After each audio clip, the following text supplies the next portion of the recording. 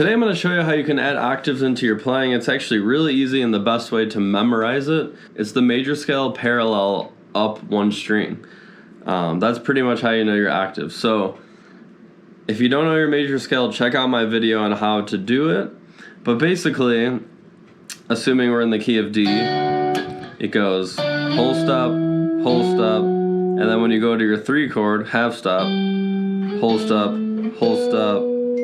and then when you go to your 7, it's a half step. So it's pretty much,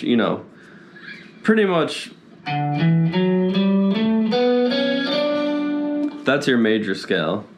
And you basically follow that. So really, you just kind of follow the pattern of your major scale, right? You go whole step,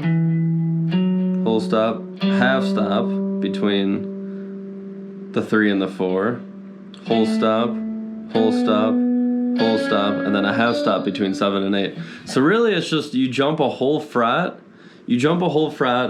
but when you're moving from the 3rd interval to the 4th, it's a half step, and when you're moving from your 7th interval to your 8, although otherwise known as the 1, it's a half step. So, if you're in the key of D, you can just go, right? So it's pretty easy, even if you're in a minor key, let's say we're in D minor, you say, oh, well, what now? Well, guess what? You're just in the key of F. And you'll know that because if you watch my other video, how to find the keys, you'll know. But basically, if you're in a minor key, that's your 6th chord. If you slide down a whole step, that's your 5 chord. And then you slide down a whole step, that's your 4 chord. And then your 1 chord's there. So you know it's in the key of F. You want to have your fingers in a way where you're muting the strings. So I use my index to mute this string because it sounds like this.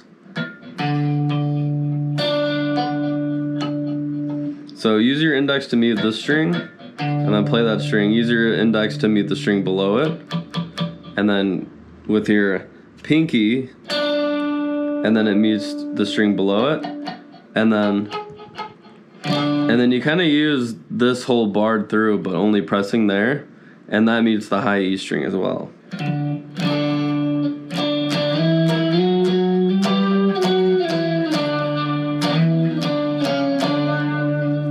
Another cool thing you can do is kind of play little melodies, but then hit the chord changes. So that sounds like.